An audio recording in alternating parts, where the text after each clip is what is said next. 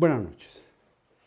Como les dije el lunes, quise dedicar este inicio de año al Instituto Nacional Electoral, que se encuentra en serio peligro de virtual extinción, su transformación en un engendro de no sé qué naturaleza que se está litigando o está por litigarse en la Suprema Corte de Justicia con las modificaciones legales de lo que le llamaron Plan B. Y ahora voy a platicar con Laura García Galván. Muchas gracias, Laura, por estar aquí. Gracias a ti, Carlos, por permitir comentar sobre lo que hacemos en el Instituto Nacional Electoral. Sí, el cargo de esta mujer que me distingue con su presencia es de vocal de organización electoral distrital en Iztapalapa, en donde, según entiendo, son 5 las vocales. Así es, 5 distritos electorales. 5 distritos electorales y 5 vocales de organización. Así es. ¿Cuál es tu trabajo en el Instituto Nacional Electoral allá en Iztapalapa? Mi función el cargo pertenece al sistema electoral. Estoy dentro del instituto y somos del Servicio Profesional Electoral Nacional, dentro de la función directiva. Y nosotros, como vocales de organización electoral, garantizamos que los procesos se lleven a cabo conforme a la ley, es lo que establece la ley, en apego a la ley, a la legalidad, y darle seguimiento a todo lo que establece los lineamientos y todo lo que nos mandata el Consejo General para dar cumplimiento a la ley. Pero digamos que, como en estos días, no hay elecciones, y menos de carácter federal, en estos días. ¿Qué haces entre tanto? Posterior a los procesos electorales, concluye el proceso electoral, nosotros procedemos a hacer la destrucción de la documentación electoral. Bueno, gestionamos, cuando ya lo aprueba obviamente el Consejo General, gestionamos con las empresas para ver el procedimiento de trituración y ver todas las actividades inherentes a esta actividad propiamente. En el ínter de proceso electoral, nosotros somos los que damos mantenimiento, hacemos limpieza, mantenimiento, acondicionamiento de todo el material electoral que se utiliza en una elección o un procedimiento. Las mesas de votación. Los canceles electorales, las urnas, lo que son también las mamparas especiales, que son las que permiten emitir el voto a las personas con alguna discapacidad. También las marcadoras de la credencial que utilizamos en las casillas electorales para marcar la credencial. Y en general esos son los materiales que utilizamos. Pero como es sabido, en las casillas, en la jornada electoral se utilizan y ahí se tienen un proceso de desgaste. Igual y alguna destrucción, daño, inclusive, por ejemplo, y nosotros somos los que nos encargamos de darle ese mantenimiento y mantener en buenas condiciones el material para que siga utilizándose en procesos futuros. Pero no depende de una persona, en este caso de ti, pues que se realice la elección en la parte de Iztapalapa, que es tan poblada, en que se realicen elecciones, sino que participan ciudadanos. Así es. ¿Esos ciudadanos dónde los encuentras o dónde trabajan o de dónde salen? Como la ley lo establece, son sorteados, son insaculados y hay un área específica que se encarga de la capacitación electoral. Nosotros, como organización electoral, nos encargamos de hacer todas las actividades para localizar los domicilios, los lugares que cumplan con los requisitos de ley para ser utilizados o instalar las casillas electorales. Y ahí, es donde nosotros entramos haciendo recorridos hacia todas las secciones electorales, buscando los lugares idóneos y que estén cómodos los funcionarios el día de la jornada electoral haciendo sus funciones. Vemos que tengan equipamiento, si no disponemos o si no localizamos un lugar adecuado, un lugar techado. La ley dice que vamos a utilizar primeramente las escuelas y edificios públicos, pero hay secciones electorales, recordemos que las casillas se instalan en la unidad básica territorial electoral, que es la sección electoral.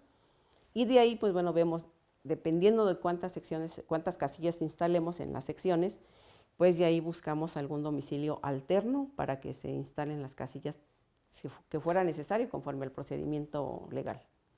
Para mi mayor comprensión de la audiencia, supongamos que va a haber una elección federal.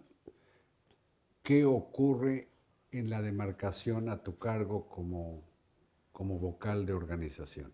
¿Cómo cuánta gente tienes que coordinar? Muy bien, muy importante porque precisamente el proceso electoral se divide de manera previa a la jornada electoral, los resultados electorales, y en la preparación nosotros hacemos actividades, por ejemplo, la contratación. Necesitamos, para hacer todas las actividades establecidas en la ley, necesitamos contratar personal.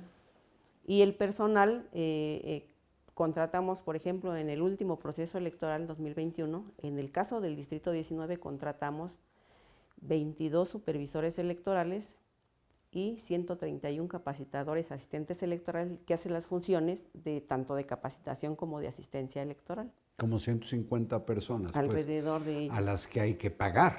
Hay que pagar. Parte del alegato que se hace contra el INE por parte del presidente de la República es que el INE sale muy caro, ¿no? Pero hay trabajo que hay que pagar, todo trabajo debe pagarse, ¿no? Así es mucho el personal que se requiere, porque el personal que estamos en las juntas, humanamente será imposible hacer todas las actividades.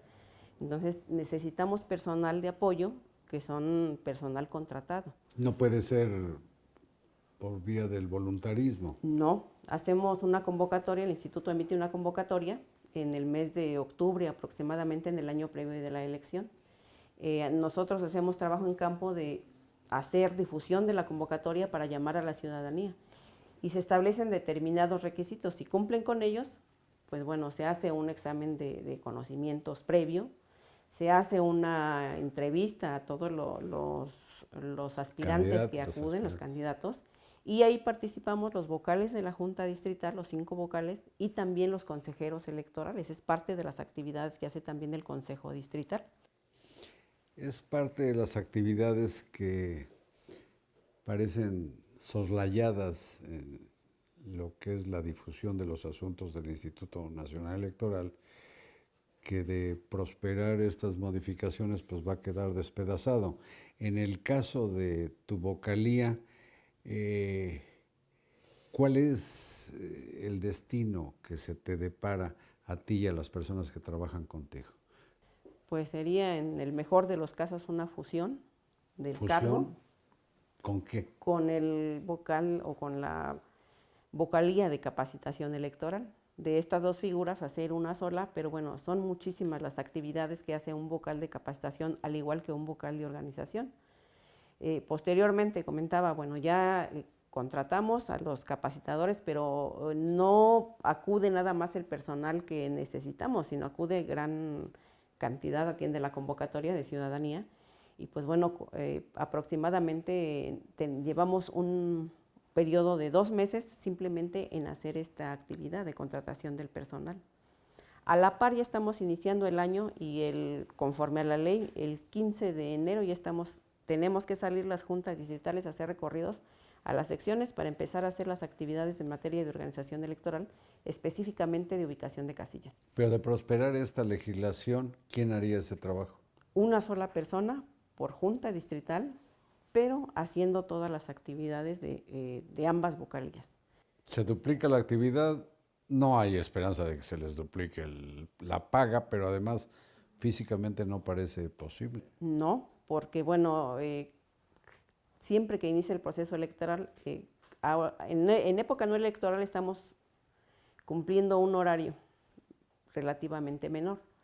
Pero en periodo electoral, lo que aprueba primero el Consejo es extensión de horario. ¿Por qué? Porque efectivamente las actividades son muchas y necesitamos o requerimos de mayor tiempo para su atención.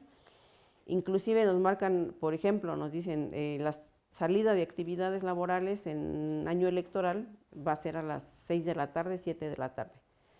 pero en ocasiones nos salimos a las 7, 8, 9, 10, dependiendo de todas las actividades, y habrá ocasiones, tenemos periodos que cumplir y plazos que cumplir. Entonces nosotros, si vamos un poco atrasados, si no terminamos de localizar los lugares para las casillas, pues bueno, tenemos que acelerar y salir inclusive en 1, 2, 3 o más visitas a visitar a los propietarios de los inmuebles y hacer gestiones con las autoridades, tanto en el ámbito federal, estatal, ¿Y hay municipal, pagos para la extraordinarios por autorización. esa tarea?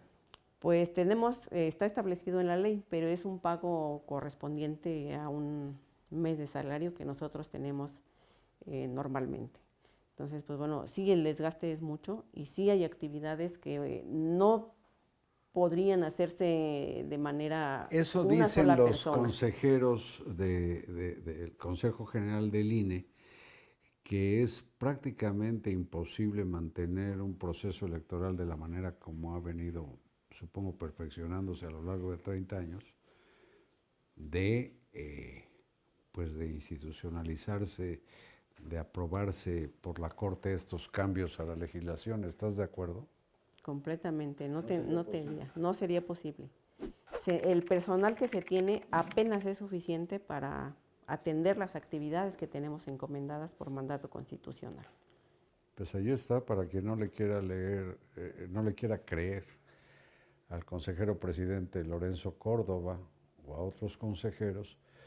Aquí está una persona que trabaja, pues se diría, a pie de calle en la organización de las elecciones. Pero yo quiero, Laura García Galván, que permanezcas aquí.